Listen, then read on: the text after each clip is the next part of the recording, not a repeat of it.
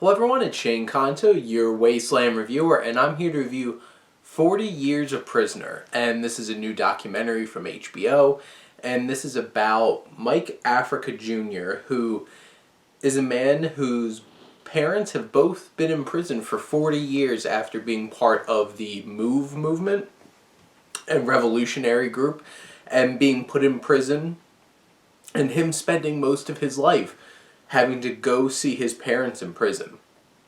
And this documentary is directed by Tommy Oliver, who's a Philadelphia native, and you can definitely tell that this film is very much a Philly documentary at heart. You have a lot of the people that were a part of this, like even like Ed Rendell, who was like the district attorney at the time, who then became governor of Pennsylvania, was in this documentary. You really can tell that these are people from like the streets of Philadelphia. And this documentary really focuses on two things. You have all the historical aspects, which feels much more like a traditional documentary focusing on MOVE and the group itself, the impact of this group, and how they were taken down, and the repercussions of their basically war with authority figures in the city, and including like Mayor Rizzo and different people like that, the police. And those aspects of the documentary are pretty standard documentary historical kind of thing. It's informative.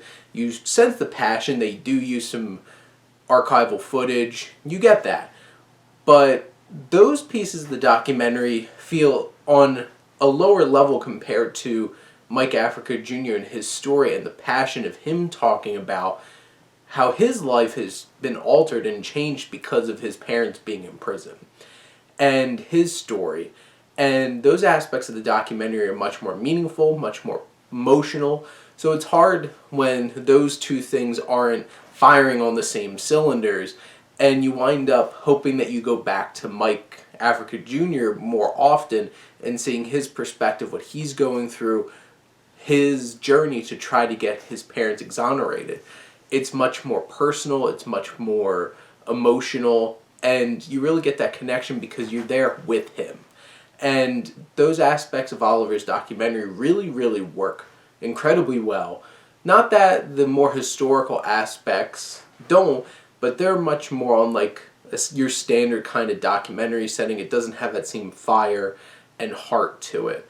So even though those two aspects don't work on the same level, I feel like 40 Years a Prisoner is still a very moving and informative documentary that hits pretty hard emotionally at points, especially when it comes to this particular man and his own journey throughout his life with his parents behind bars.